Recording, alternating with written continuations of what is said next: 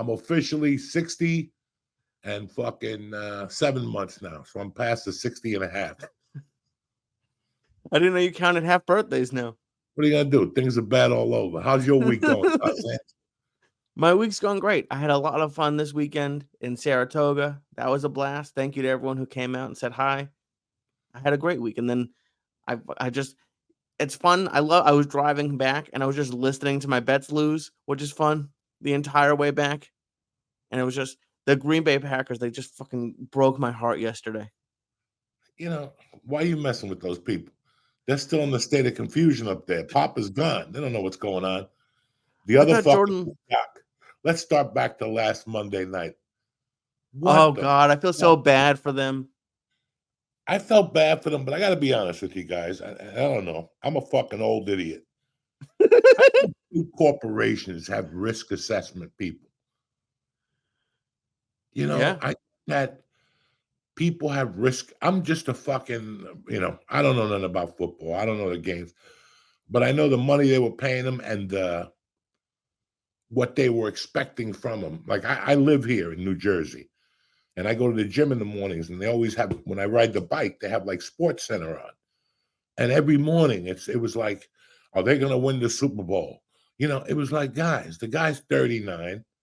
He's got a great defense. He's got a great offense. He's got not a good offensive line. And he's a different fucking Aaron Rodgers. He wears a ponytail now. He doesn't eat cheese. He's a vegan. That's a different world. That's like, me with stand-up. Like, if you hire me now for a headlining gig, you don't know what you're going to get. I'm going to go up there and improvise. That's why I don't take the gigs. He took the gig. He took the challenge. And he goes down 4 plays into it. The Jets, first of all, they're the fucking kiss of death. I was a Jet fan last night, my man Steve. I said, they got this. You know how the Scientologists give those fucking IQ tests? Yeah. They got to go to a Jet game with those fucking people and take IQ tests and go, why do you keep coming here? You're in no danger.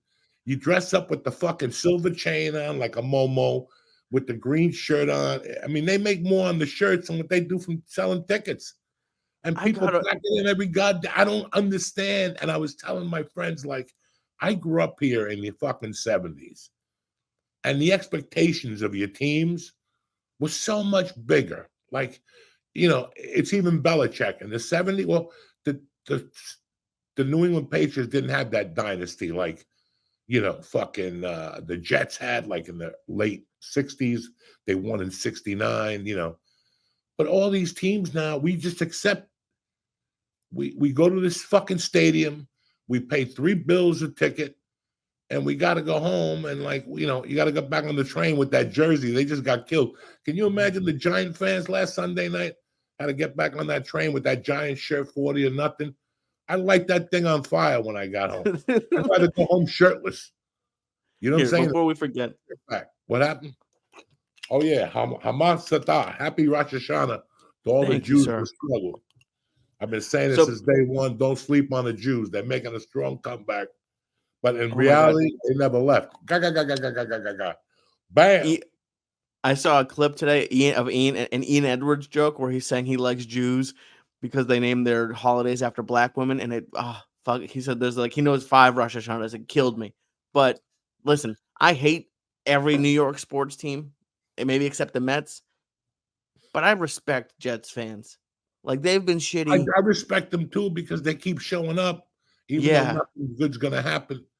They keep showing up, but now we're living in a fucking New York City area where all 4 teams are fucking god-awful. I mean, the Giants played a great game yesterday against Arizona. But they're supposed to kill Arizona. Huh? Arizona is trying to lose. They got 2. They fired their backup quarterback, and they hired 2 backups. They signed 2 backups who had never played it, and they're doing great. Do you see that? There was that one where the Arizona quarterback ran it in, and the guy looks like he has like a health condition, like he has no hair. He just pulled over the guy, like he just killed him. But they ended up coming back. The Giants came back, but never have I was hearing. I don't know.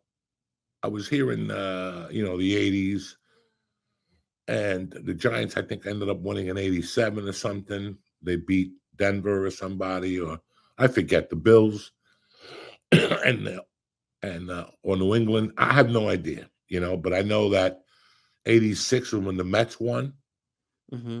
so you have four teams, all of them. Like, okay, I don't expect all of them to be fucking championship teams, but there was something. It was always a ray of hope in New York, New Jersey area, and now you got four fucking bombs. The Yankees are what they are. If Judge hits a home run, they win. If he don't, we go home with nothing, with fucking lint in our pocket. The Mets are fucking atrocious. I try watching them. I'm an honorary Met fan from my mother, but it's so crazy with sports what we accept now. You look at these teams, and if they don't have a fucking quarterback, I mean, we're just dead. You just have no fucking team. You're just playing out there, and the quarterback is the biggest shortage in the NFL. Because But there's who not. gives a fuck about the NFL, my friend?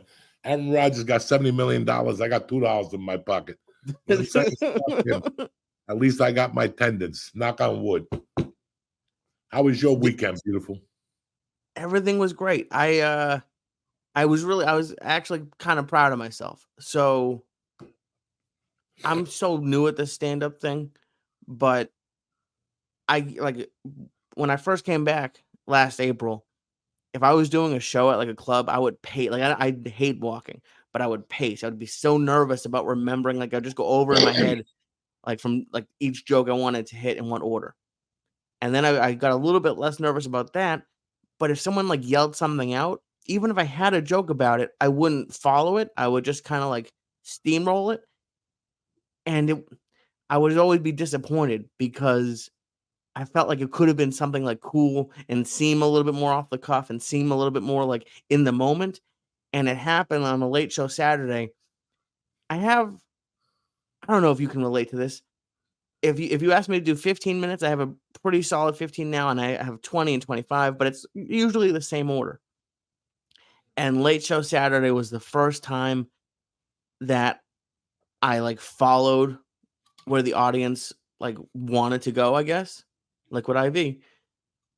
And it went great. It was like one of the coolest. It was like one of the most fun I've had on stage. And it was a small show, but it was, I don't know. I was just really happy that I went with it and followed where it was trying to take me. Very interesting. When you called me Saturday night, I was watching the Colorado State game. When you called me and when you told me that, it made me very excited because that's a big thing that a lot of comics don't know what to do. Do you address it or do you not address it? If you're in a room, working a room, and a waitress comes in and she's having a rough night and somebody bangs into her and she drops three glasses and the whole audience notices, you have to react to that in some way or form. I don't want you to go for it if there's nothing really there. Mhm. Don't put the waitress down. Oh, Don't yeah. there's so many fucking different things. Don't put the waitress down. I believe in one thing. Sometimes somebody says something that's so fucking stupid that if you join in, it's gonna ruin the fucking show. But sometimes somebody gives you something and it's what do people call it? A hanging vine? A That hanging I've never heard that, but that makes sense. fuck.